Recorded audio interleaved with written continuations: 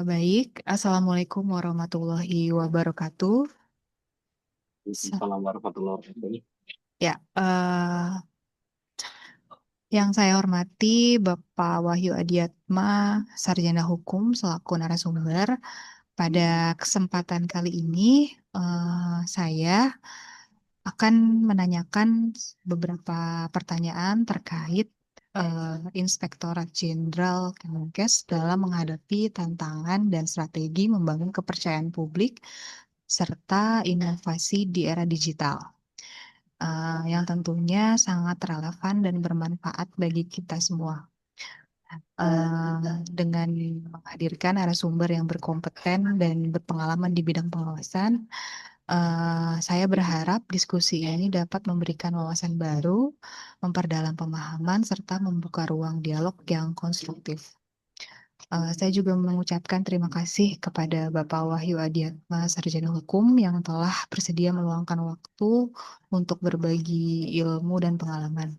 Semoga diskusi ini berjalan dengan lancar dan memberikan manfaat yang sebesar-besarnya bagi kita semua. Untuk pertanyaan pertama, Pak, sebagai pertanyaan pertama, mungkin bisa dijelaskan secara singkat, menurut Bapak, apa sih sebenarnya Inspektorat Jenderal Kemenkes itu dan apa fungsinya? Oke, terima kasih Mbak atas pertanyaannya. Baik, jadi secara sederhana, Inspektorat Jenderal itu adalah aparat pengawas internal pemerintah atau API di lingkungan Kementerian Kesehatan, di mana fungsi utamanya adalah melakukan pengawasan terhadap pelaksanaan tugas dan fungsi Kemenkes serta unit kerja di bawahnya. Tujuannya adalah untuk memastikan bahwa semua kegiatan, mulai dari penggunaan anggaran hingga pelayanan publik, berjalan sesuai aturan, efektif, efisien, bebas dari praktik kolusi, korupsi, dan nepotisme. Ya, Mungkin seperti itu. ya. Jadi bisa dikatakan Inspektorat Jenderal adalah polisi internalnya Kemenkes ya, Pak? Nah, bukan ya, Mbak. Jadi peran kami itu lebih ke arah pencegahan, kemudian ada perbaikan dan pembinaan. Jadi jika ada temuan penyimpangan, kami beri rekomendasi perbaikan. Kemudian jika ada potensi korupsi, kami berkoordinasi dengan aparat penegak hukum. Jadi kami ada kerjasama juga dengan APH juga ketika ada potensi-potensi korupsi yang muncul gitu. Baik, seiring dengan tuntutan transparansi dan akuntabilitas yang semakin tinggi di masyarakat, apa saja tantangan terbesar yang dihadapi Inspektorat Jenderal Kemenkes dalam menjalankan tugasnya, Pak? Terkait dengan tantangan, tantangan itu cukup kompleks ya. Pertama itu dari skala pengawasan kami yang sangat besar, itu mencakup seluruh unit kerja di pusat dan daerah. Kemudian kami berhadapan dengan beragam jenis risiko,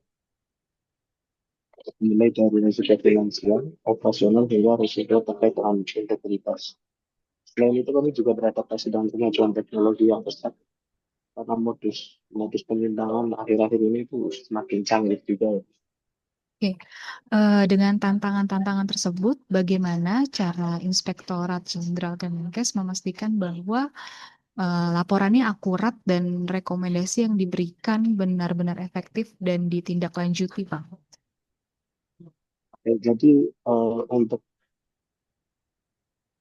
apa terkait dengan tantangan-tantangan tersebut ya. Jadi kami memiliki metodologi audit yang ketat dan terus terus memperbarui standar operasional kami. Kemudian kami juga menerapkan pendekatan berbasis risiko. Ini kami fokus pada area-area yang memiliki risiko penyimpangan paling tinggi. Selain itu kami tidak hanya memberikan rekomendasi, tetapi juga memantau tindak lanjutnya secara berkala. Kolaborasi dengan aparat penegak hukum dan lembaga pengawas eksternal juga menjadi kunci ketika ada kasus-kasus temuan yang mengarah pada korupsi. Oke, baik. Mengingat Oke, tantangan saat ini di mana masyarakat semakin kritis dan menuntut transparansi, bagaimana Itjen Kemenkes dapat tetap menjadi pilihan utama bagi masyarakat untuk mengadu dan mendapat perlindungan?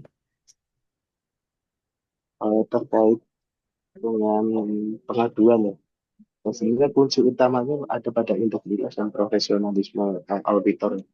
Nah, jadi kami harus membuktikan bahwa kami bekerja secara independen, tidak memihak, responsif, ya kan.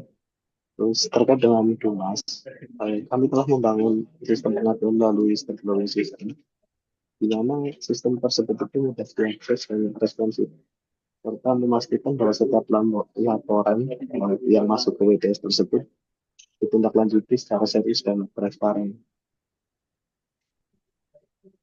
Ya, bagaimana Itjen Kemenkes bisa terus berdaya saing nih Pak di masa depan dan apa strategi jangka panjangnya? Untuk strategi jangka panjangnya itu kami fokus pada tiga hal. Yang pertama yaitu terkait dengan pengembangan sumber daya manusia, eh, yaitu melalui pelatihan para auditor untuk memiliki keahlian yang beragam, tidak hanya akuntansi, tapi juga data analitik, forensik digital, dan manajemen risiko. Kemudian untuk yang kedua yaitu terkait dengan optimalisasi teknologi, di mana kami akan terus kembangkan big data analitik untuk mendeteksi anomali secara dini. Kemudian yang ketiga itu fokus pada risiko. Jadi kami tidak hanya mengawasi hal yang sudah terjadi, tapi juga berupaya memitigasi risiko yang berpotensi muncul. Oke. Apakah dengan mengadopsi teknologi dan meningkatkan transparansi, Inspektor Jenderal Kemenkes bisa bersaing dan tetap relevan di mata masyarakat atau publik, Pak? Tepat sekali ya, Mbak. Kami ingin masyarakat melihat Kemenkes itu bukan hanya sebagai lembaga yang mengawasi, tetapi juga sebagai mitra terpercaya dalam membangun sistem kesehatan yang tertib dan melayani. Jadi tujuan kami bukan sekedar menindak, tapi bersama-sama mewujudkan tata kelola pemerintahan yang baik di sektor kesehatan. Baik.